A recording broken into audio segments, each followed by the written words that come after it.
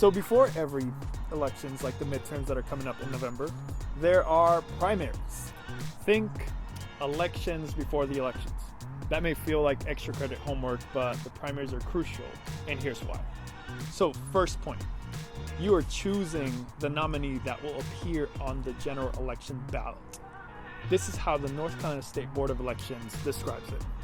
In the primary, voters will select nominees for a political party to move on to the November general election.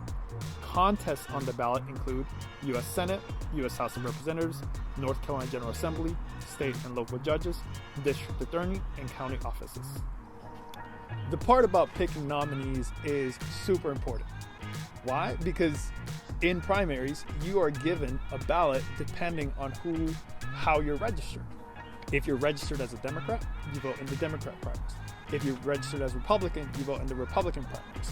Those who are not registered as any party, so therefore are unaffiliated, can choose whoever party's primary they want to participate in. You also have the choice of voting in a nonpartisan way using a nonpartisan ballot. Second super important reason why you actually have to vote during the primaries is because you're actually voting for the final candidate elected because of local elections. For example, in Durham, there are upcoming elections for Board of Education.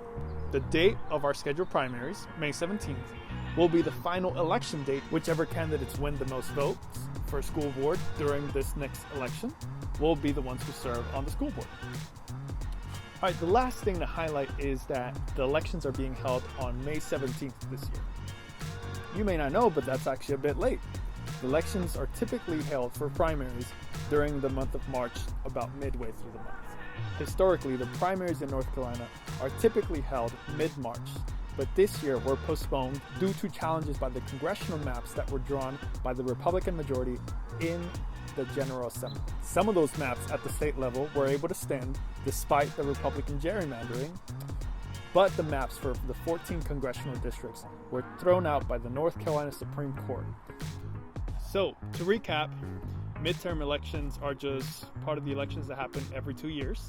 Primaries happen before the general elections and allow you to select your party's nominee. The other thing is there are also local elections that happen during the actual primaries where you select the final candidate. So remember, elections this year, we have primaries on May 17th and general elections on November 8th.